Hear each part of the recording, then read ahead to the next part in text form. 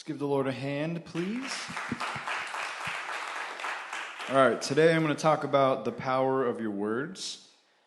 So, a little background, and make sure you start the timer. I started going to music production school in July, so this is kind of where this stems from. Pastor always talks about, even Bishop Kim talks about how that things are alive, right? Things move, things are alive.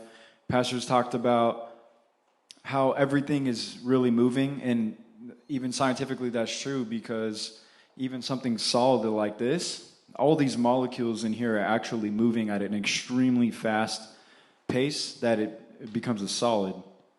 But if I, get a flame and I start, and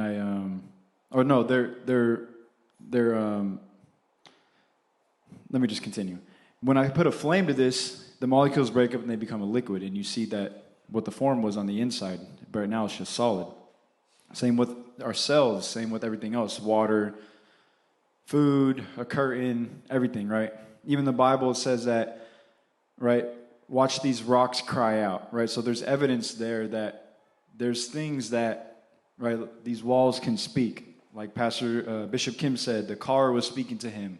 Why are you selling me, right? So we know that this is true, and we just can't perceive it right now because of the spiritual realm, but I think getting a good grasp of this is so important. And I'll give you the backstory. So I have the program is a year long, and I have 4 3-month sections.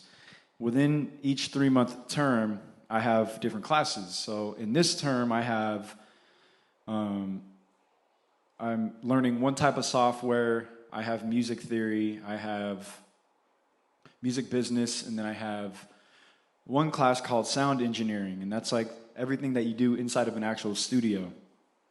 So in that class, this guy isn't like a religious guy or anything, but we walk into class one day, and the entire topic of that day was talking about, okay, what really is music, And it's like, how can two people recreate? One person does a song, another person recreates it. How is it that you can feel it from one person, but you can't feel it from the other person? It sounds the exact same. It's using the same instruments. Even when you think about, like in sales, right? Okay, go ahead and cold call this person. How is it that we're all using the same script and we're all using the same methodology, but yet one person can get a bunch of sales and one person doesn't? And it's what's behind it, right? Are you genuine about it? And I think in music, this is so important. And even beyond music, are you genuine on the inside? Because what comes out of your mouth can, whether you know it or not, whatever's on your inside is going to project out.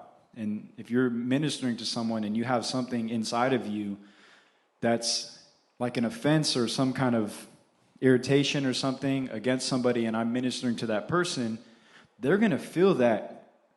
They're literally going to feel that. And why? My question is, why can we feel these things? Why is it that when we hear some kind of music, even if it's a worldly song but it has a positive message, it just affects us in some kind of way? Or when we hear something really negative, or we watch a movie that's like makes you uncomfortable, why is that? Because, right, we know there's spirits behind it, and these things are. Let's bring up the first verse. We're not going to start with that one, actually. Let's start with Hebrews, 4th tab, or 5th, yeah. And Pastor talked about this, but I want to reiterate it. Now, faith is a substance of things hoped for, the evidence of things not seen. So Pastor talks about it's a literal substance. It's a thing. It is a actual atom, a molecule. It's something out there that when we speak something, it's going to be attracted back to us, right? These are the laws that God created in this universe, right? This is what happens. And I was just talking to Rob randomly just about this kind of stuff, and Rob was like, yeah, even when Joshua and Caleb, they were going to go to the promised land, and they said, we're going to take the land. I don't think it's coincidence that they were the only two that actually took the land, and the other 10 said, we're not going to take the land because we're going to get eaten alive, and they didn't take the land. Maybe it just looks like it worked out in that way, but what if God actually made them eat their words, right? So back to topic, right?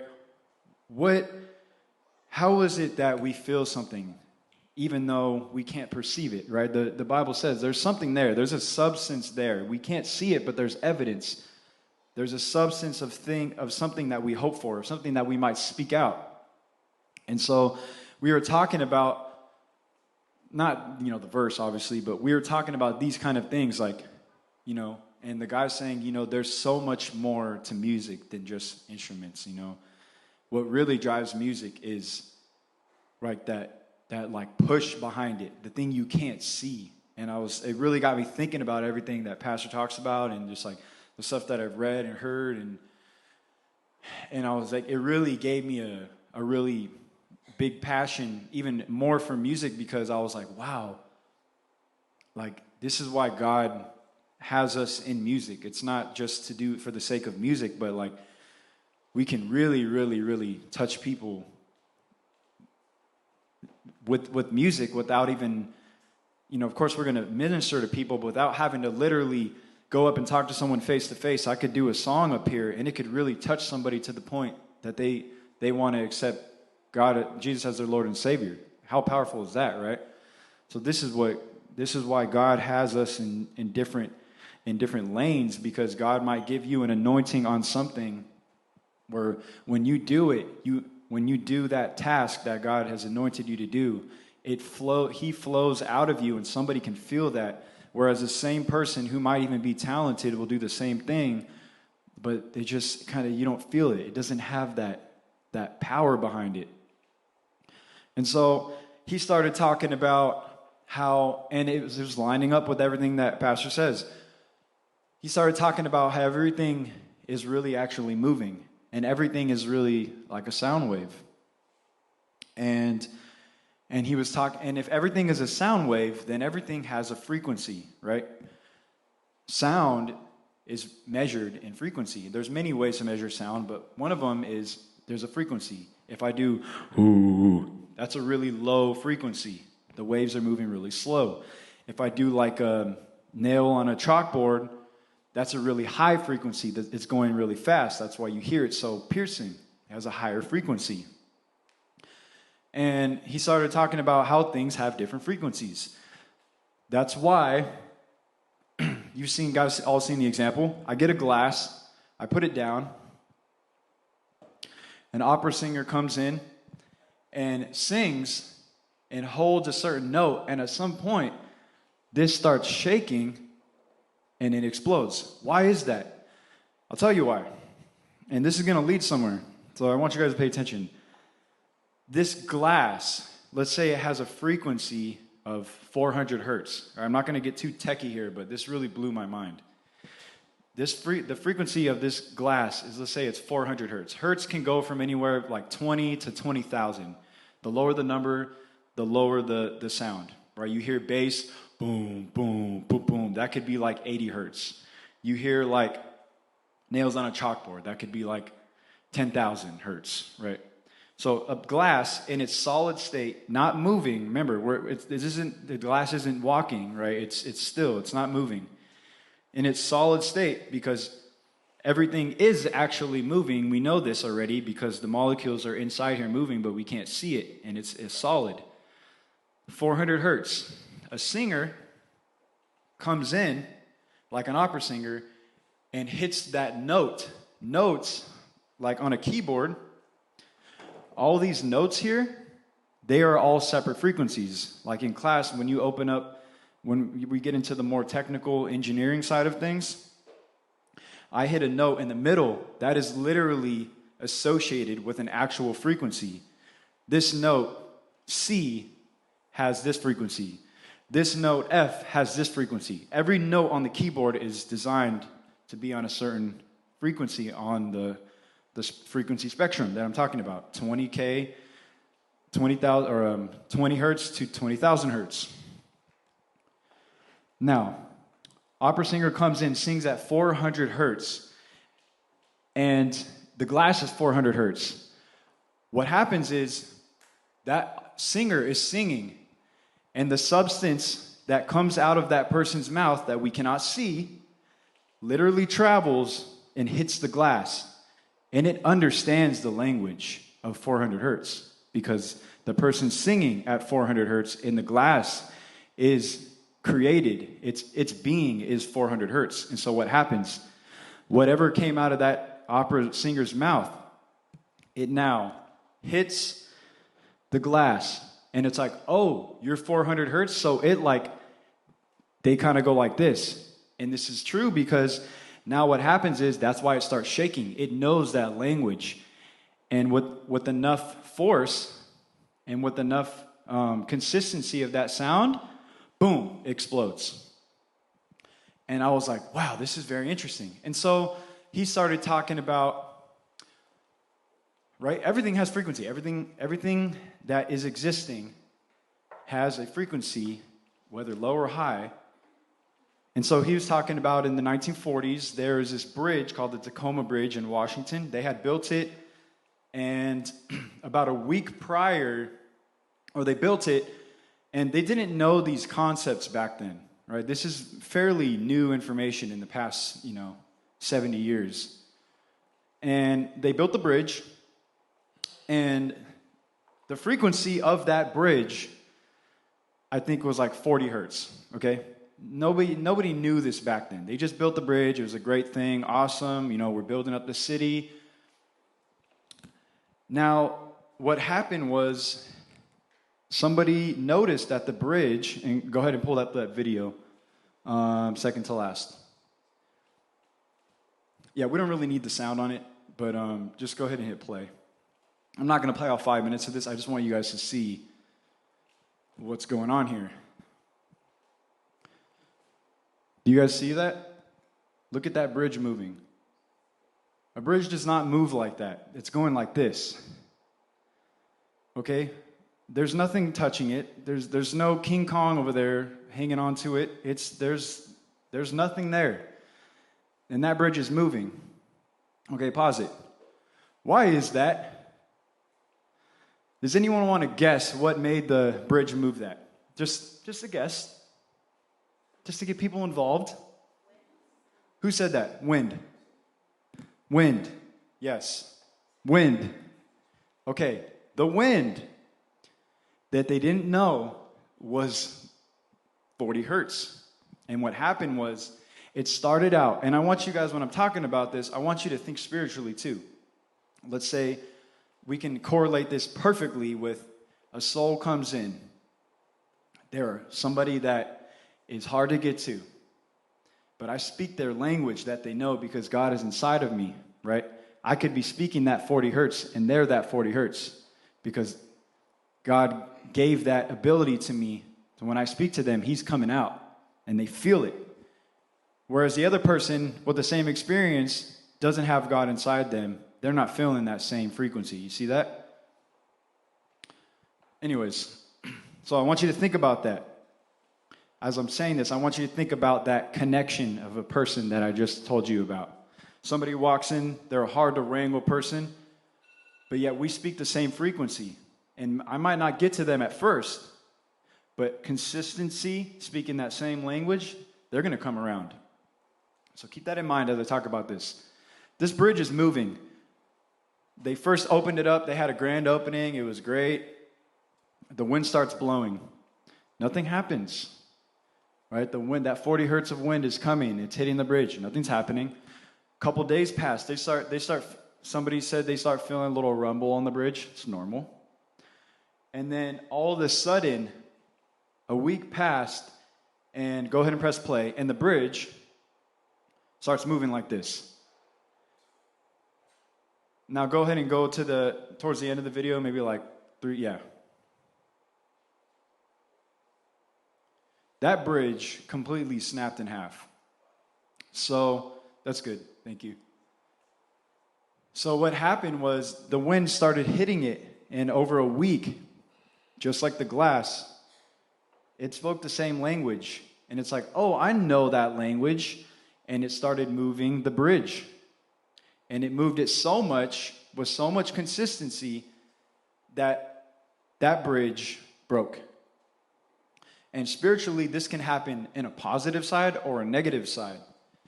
You could have something inside of you, some kind of offense inside of you, and that irritation just keeps coming and coming and coming and coming. And whether it's intentional or not, it doesn't matter. At some point, you're going to break. And this can happen in the positive sense too. Like I said, somebody comes in, they're a hard to wrangle person, they got a lot of problems. I speak that language of love to them that they might not even know in their mind, but they know in their spirit, because that's how God created them to be. Over time, that person's going to break in a good way, right? They're going to submit, okay? So when I say faith is a substance of things, we know that things are a substance. What I speak out of my mouth is a physical thing that we cannot see.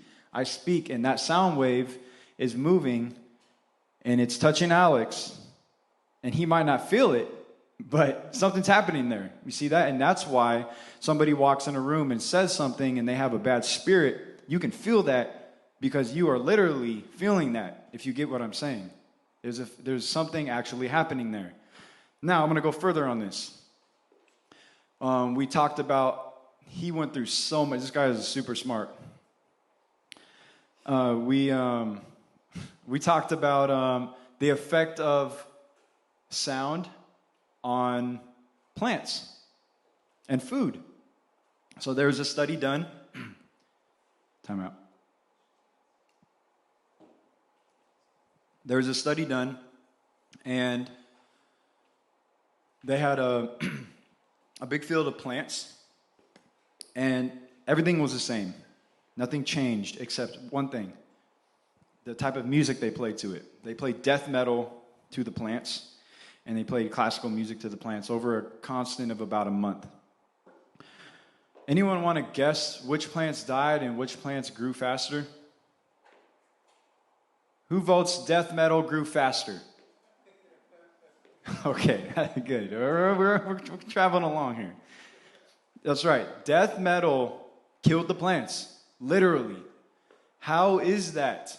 Because, like I said, it is a substance. It is a physical substance that it is actually absorbing in your body, or in the plant, or in the glass, or on the bridge. Otherwise, these phenomena would not be happening. Okay? Now, this is where it gets really interesting. And he talked about the effect of sound on water. And they had studies done on this. And when he showed me this study, this really, really blew my mind, because it's everything that Pastor talks about. It's everything that Bishop Kim talks about. It's everything that you hear in motivational talks. Oh, your words can destroy. The Bible has so many different verses. Let's go through a couple of them. Let's start with, let's just go through Genesis 1. I'm not going to read the whole thing. I'm just trying to prove a point here. Verse 3, then God said, let there be light. Keep going. Verse 6, then God said, let there be space. Keep going. Verse 9, then God said, let the waters beneath the sky flow together. Keep going. 14, God said, let the lights appear in the sky, right? You get the point. God is not going like this. He is speaking, and these things are being created. Now, I'm going to let you digest this. I'll just let you think about this. The human body is about a frequency of 8 hertz. The earth is a frequency of 8 hertz. Is that a coincidence that we came from the earth and we're made up of the same language? Interesting, right? I don't think that's a coincidence. I wonder, I don't want to get too, I feel like as God takes me along in this journey of this ministry, I feel like I'm becoming kind of a nerd. And I kind of like it. It's like, oh, you know what? I like this guy. Like, this is me, you know? And I was thinking, maybe God's voice is a frequency of 8 hertz. And when he spoke, that's why we're created at the same frequency. I don't know, but thought it was cool. And it also makes sense because when people messed up in the Bible, they like exploded. Or when God spoke, it was like thunder because it was such a big, heavy frequency. Maybe 8 hertz. I don't know. But that to me it makes sense because God can speak and somebody can be destroyed. Because we're of the same language. He created us. Okay, let's go to the next verse. Your words are so powerful. I think I have multiple versions on this one. Proverbs 18:21 TPT. Your words are so powerful that they will kill or give life, and the talkative person will reap the consequences. Okay? Now, why does it say a talkative person?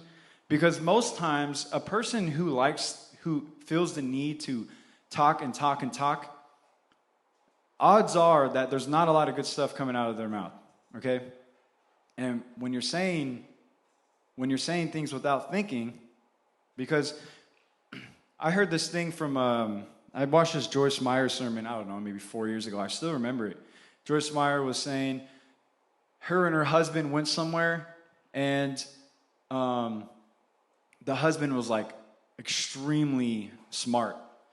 And they go somewhere, and the Joyce Meyer standing to the side, and the husband is talking in a group with some people, and the husband is like an expert on the topic. Like he could school all the people in there, right? And they're kind of saying, the group is saying stuff that's like totally wrong. It doesn't make sense compared to what the husband knows. And afterwards, Joyce goes up to the husband, is like, why didn't you say anything? And he's like, well, I already know what I know. Why don't I hear what somebody else knows? And that was like, wow, if you're really confident in something, it's like Pastor says, you don't have to go around talking about it. So this is like a talkative person.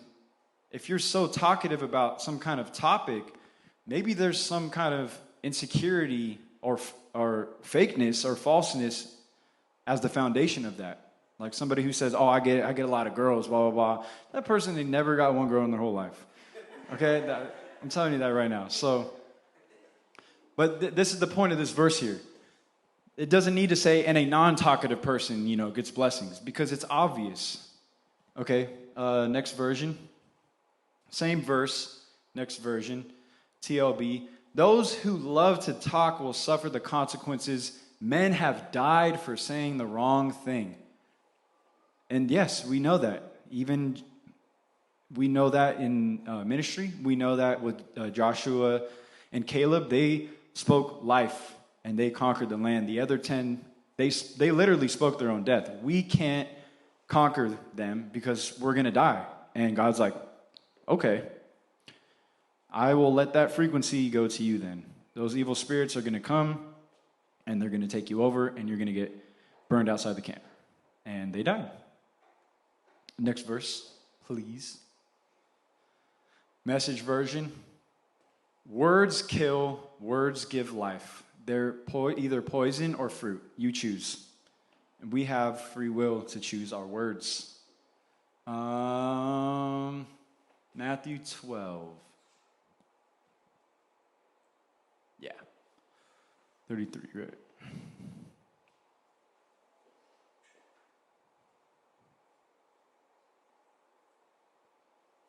Okay.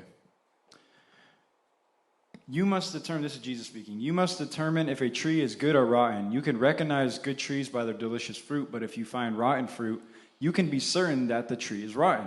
The fruit defines the tree. But you, who are known as the Pharisees, are rotten to the core like venomous snakes. How can your words be good if you are rotten within? For what has been stored up in your hearts will be heard in the overflow of your words. When virtue is stored within, the hearts of good, upright people will produce good fruit. But when evil is hidden within, those who are evil will produce evil fruit. And they'll produce evil fruit, as he just said, by their words. Because their words will start creating something that's going to happen, and it's going to be bad fruit. You can be sure of this: when the day of judgment comes, everyone will be held accountable for every careless word he has spoken. So it's no coincidence that he's talking about fruit, and then the last verse, as the punchline, is you'll be held accountable for your words. So he's saying what you speak will judge you, good or bad. And I think we may have had grace on this a lot in the beginning, but I think now that this is coming so often, and the rhetoric is so open on this and very clear, I think we have to be careful what we say, because it really will come back to bite us, or it'll come back to bless us. Let's go Matthew 15. What truly contaminates a person is not what he puts into his mouth, but what comes out of his mouth. That's what makes people defiled. And it's literally tagging off the previous verse that I talked about, and that Jesus is saying, you're going to be responsible for your words, because that's what's going to make the bad fruit. And that's what he's saying. What comes out of your mouth is going to defile you. Okay, so I started getting really interested in the topic as he's talking about, the bridge and the plants, because I started thinking about everything his pastor talked about, started thinking about the fire books. And then he said the effect on water. Because water, we can, sure, we can zoom in with the microscope to a plant cell and see what happens when I speak to it, right? But water, it's moving. We could see it, right? So they did a study at Pennsylvania State University about the effect of sound on water. So they incorporated all types of things. I'll have you pull it up in a second. They looked at one molecule of water, just one, on a super electron microscope. And they tried different things, just like the plant thing. They had people pray next to it. They had somebody play a positive song next to it. They had somebody play a death metal song next to it. And they show the molecule, what happens to the water as these things are happening. Now, when I look at this, I'm thinking yeah, sure, right? But I started really, really thinking about this over the past couple weeks, and I'm like, man, this really makes sense, because Bible says faith is a substance of things. There is something there. When we speak something, it is a physical thing that we cannot see. It's a substance that's coming out of our mouth, and it is going to where it needs to go. And if it touches a person, that person's going to feel that. So, and God created everything with atoms and molecules, right? So, if someone speaks a word to me and it can literally mess up the rest of my life, I have molecules in me. Water has molecules. So this is what they're thinking, right? So let's go. Now, I want you guys to take this with a grain of salt. Am I a scientist? No. But I just want you guys to think about how powerful words can be, right? We can believe, I speak to a plant, or I put, I don't want people to go to work in okay, computer, I want you, don't be acting all weird at work. But I want you to use this and apply this, with wisdom and where it needs to be applied. And so let's go to the water thing. Okay, how sound affects water. Now scroll down just a little bit at a time. Okay, stop. Here's how unstructured water looks. It just looks like a blob. It looks like water, okay? Next image shows the structure of water after praying 1 hour. Go down. This is one molecule of water. It looks like a little snowflake. Okay, cool. Go down. Stop. Overall, the words that people associate with evil, aggression, fear, destruct water. Structures turn it into chaotic, incomplete, fragmentary crystals. Water charged with positive words, in contrast, has a clear snowflake structure. On the left, you can see that those are positive words. On the right, that's negative. Why does this make so much sense? Because when somebody's spirit is right, they just look clear, they look clean, everything just kind of pops, right? But when something's off, that person's just kind of foggy, they have a haze over them. This is exactly what's happening to this one water molecule. The negative on the right side, it just looks hazy, you can't define it, what's going on. Okay, let's keep going. They play a positive song, this is what happens. Go down. They play another positive song, this is what happens. Go down. They play death metal, this is what happens. It completely separates. So go ahead and zoom in. Right, so I just want this to start kind of jogging your memory and thinking about, wow, what I say can really affect people, my outcome, my situation. And I told you guys, I talked to you guys about when I was at Zoom, I had my phone and I wrote down, things I was thankful for because Pastor told me to. At that time, that worked. And then another test came recently where I was offended at Pastor, and that was one of the hardest things to overcome. And I was like, I have no other option. I got to just try something. And so we were already in the season of write it and declare it. So I'm like, well, screw it. I'm just going to write it and see what happens. So I started writing the things down, and it worked. And it worked within like 6 days. Okay, I'm not saying that this is a magic thing that'll happen in 6 days. I don't know, but there is power to this. Now, I feel like God is leading me down this path in stages of crawling, walking, running. Okay, type it in your phone. Good. Write it down. Now I want you to speak it. And I'm a human, okay? People get on my nerves. I get offended at things. And I can't afford to let it sit nowadays. Especially, let's say I get disciplined on something. And I might be offended of it in that moment.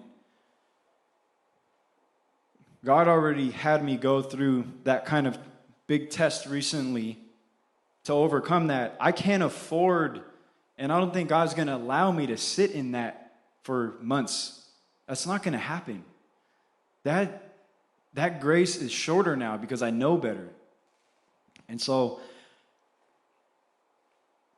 I was going through something recently, and I'm like, I can't go down this road. This is not happening.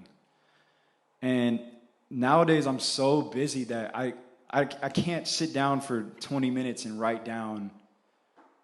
Everything's back to back, so I'm like, I'm constantly on BART. I'm constantly driving.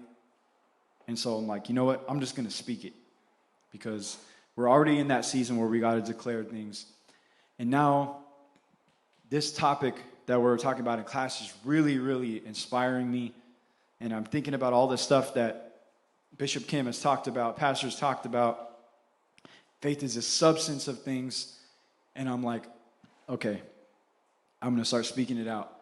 And I started speaking out the most outlandish things that was completely contrary to what I was feeling on the inside. And those things started happening, like within a couple days, like 2 days.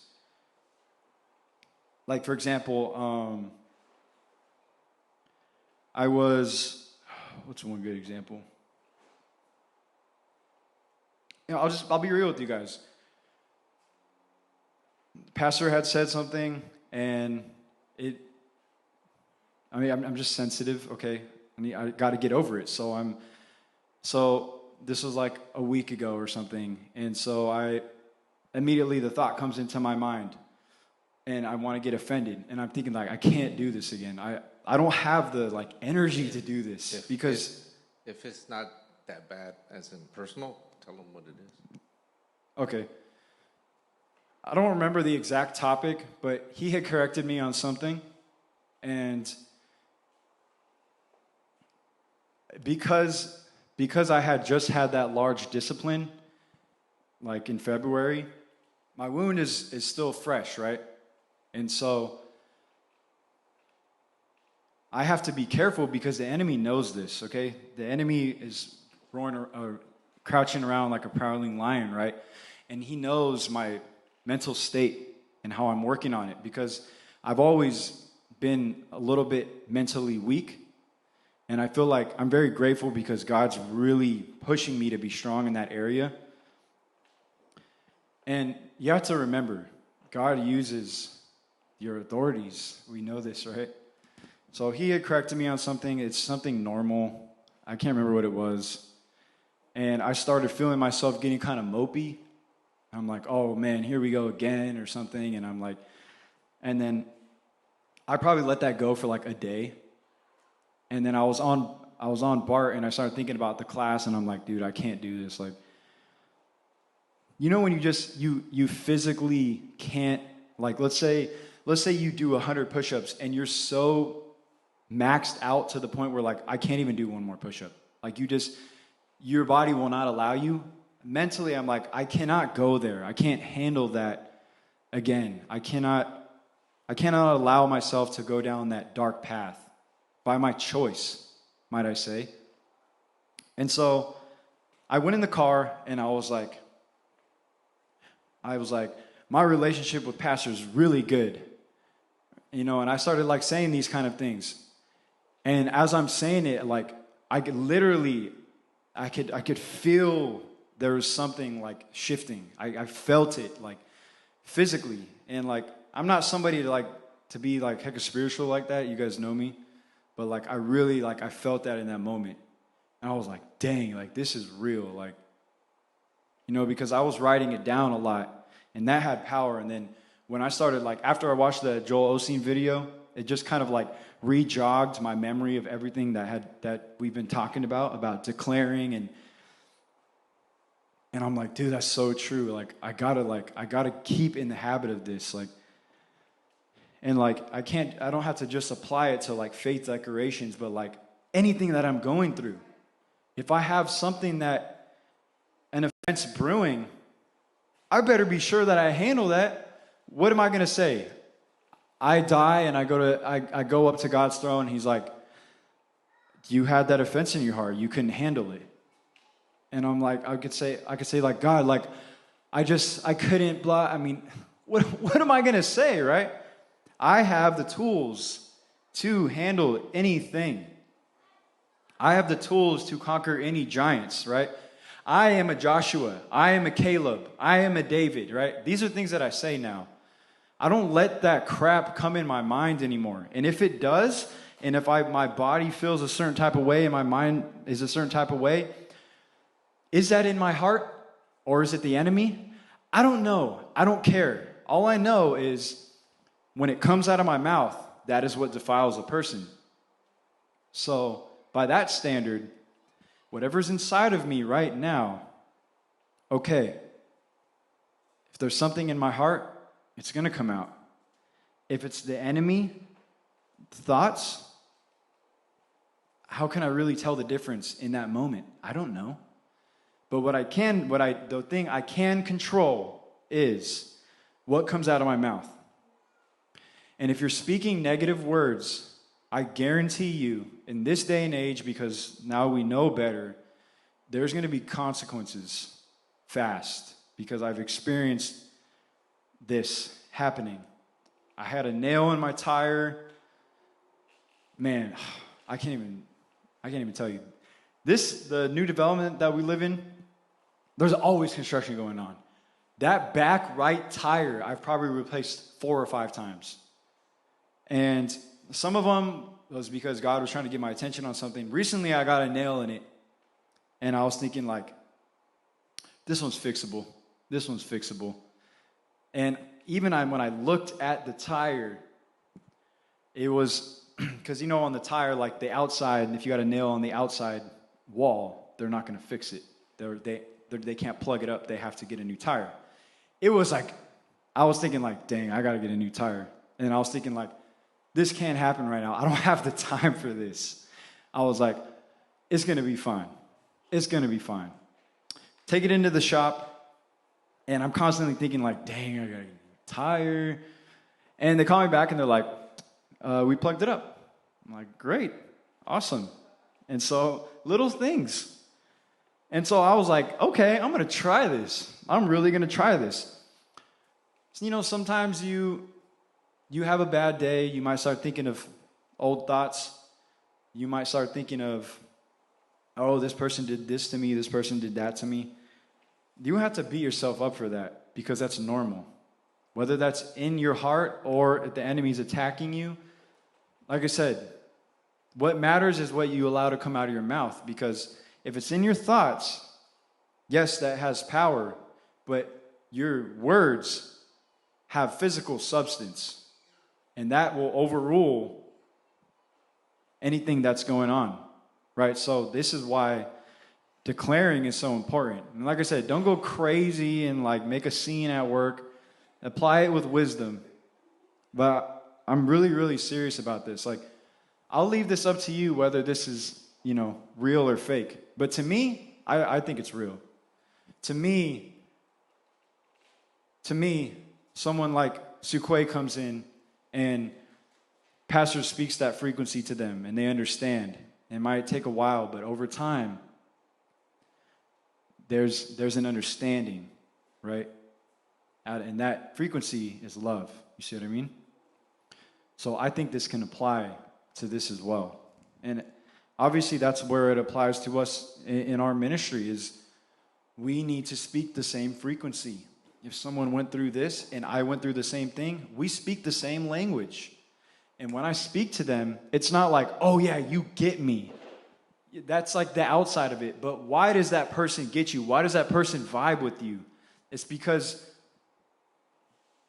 that is coming out of you in a physical form and touching that person on the inside, their spirit, their cells. They're reacting. They feel something. Wow, I feel God here. There's something here. What is it? I don't know. It's like when people go someplace, I don't know what it was about that place, but God was there. Or I don't know, that place just felt really eerie. That is a physical thing there. Spirits are living. We know this, right? The spirit of Jezebel is a real living thing, right? We just can't see it. It's a substance.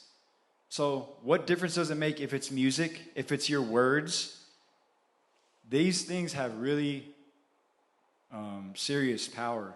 And I think we have to take it more seriously. Just some examples. I'll be driving and I'm like kind of drained.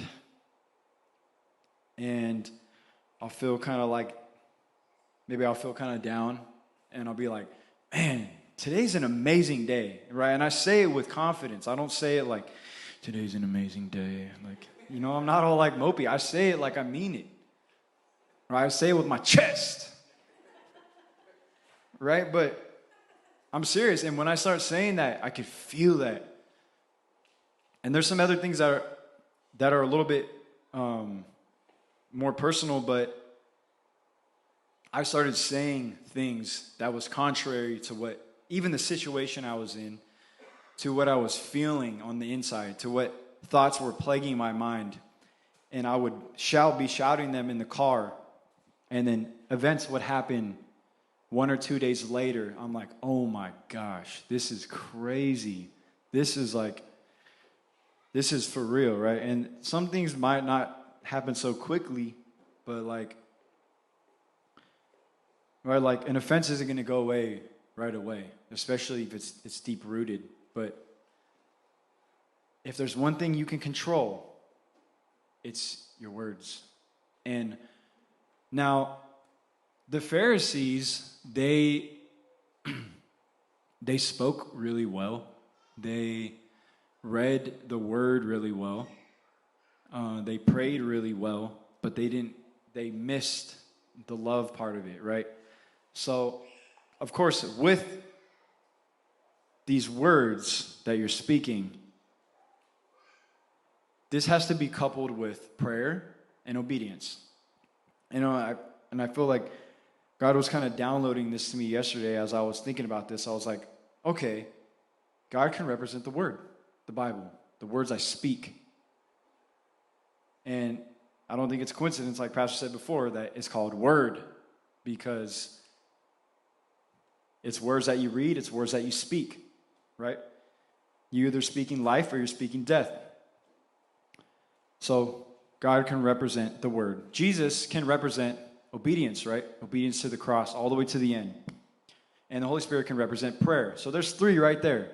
The Word, you better be speaking your positive words and reading your Bible. You better be obedient, and you better be praying. Now, obedience can mean a million things. Obedience can mean, yes, listening to instruction, but also, if God has commanded you to love somebody and you're not doing that, your positive words are going to have no power. All of these three, like a trinity, have to be working together.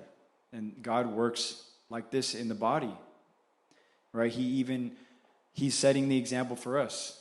God, Jesus, Holy Spirit, one, but yet operating in three different spectrums, right? And he portrays that with us too. He's the head, but yet we're the pieces of the body. And so there's always moving parts to everything. It's not always just black and white. You got to have all the pieces of the equation, right? All the parts of the body you got to do well, like Pastor was saying. Otherwise, somebody's got to get chopped off so that the rest of the body can be healthy. If I got gangrene, in my toes and my feet, but the rest of my body's healthy and it starts spreading upwards, am I just going to be like, no, keep growing. It's all right. Yeah, keep going up my leg. No, you got to get it treated. And if it refuses to be treated, you're going to chop it off. And it's going to be painful, but they have replacements, right? Think about it. Oh, man, think about this. I was thinking about this right now. Let's say you're the leg, and you start growing a cancer in the leg, and the doctor's looking at you like your pastor is, and it's like, ooh, that's spreading to the rest of the body. You got to get treatment, radiology. It's painful. It's really painful. You might lose some things, right, spiritually, or your hair, or things that, you might get sick. It might be really difficult. You might have sleepless nights.